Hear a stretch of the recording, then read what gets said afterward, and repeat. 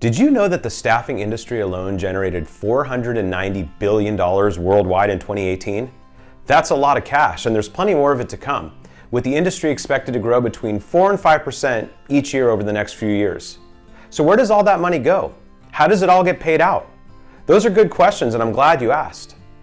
Before I answer, I want to make one thing clear. For the purposes of this video, I'm not going to be talking about recruiting as a human resources function. There are hundreds of thousands of in-house recruiters who work directly for a company as a full-time or contract employee and are paid a salary to help that company hire people. I'm talking specifically about external recruiting, or agency recruiting as it's often called. Here's how those people make their money. First, there's direct hire placement. This is when a company has a full-time position they're trying to hire for but are struggling to find qualified candidates on their own. An external recruiter, sometimes called a headhunter, will market the position to prospective candidates and present the interested ones back to the hiring company, their client. If their client decides to hire one of the recruiter's referrals, they'll pay a fee, usually around 20% of the candidate's first year salary, back to the recruiter within 30 to 60 days of that person starting the new job, and that's called a placement fee. Some headhunters only work on retained searches. That's when the hiring company pays the recruiter a preset amount of money to conduct a formal search, usually for a very high-level position. Your favorite college head coach? Chances are he or she was recruited by a headhunter who had been retained by the university to find the new coach. Payments for the service are usually done in 3 parts. 1/3 to get started, 1/3 after a set number of candidates have been presented, and 1/3 when the hire has been made.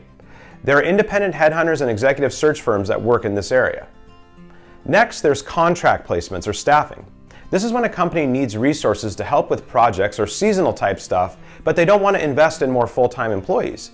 So they use a third-party recruiting or staffing firm to find the talent they are looking for. The staffing firm will hire the contractor on their payroll and pay them as they would any employee, but the contractor will work directly for the hiring company. The staffing firm will mark up the hourly rate they're paying the contractor and bill the hiring company for those hours. And that's where they make their money, or profit, the difference between what they are paying and billing for the contractor's hours. Finally, there's something called Recruitment Process Outsourcing, or RPO. This is when a company will outsource some or all of its recruiting functions to a third party. It can range from a single recruiter making a few $1,000s a month to help a startup build their team, to a global team of recruiters supporting the recruiting and hiring of a Fortune 500 company. Unlike staffing and contingent recruiting, recruitment process outsourcing is payment for a service or deliverable, similar to retained search. In staffing and contingent recruiters, recruiters are only paid if their client hires their candidates. I hope you found this video helpful. Please make sure to subscribe for more recruiting and staffing tips. Now let's go make some placements.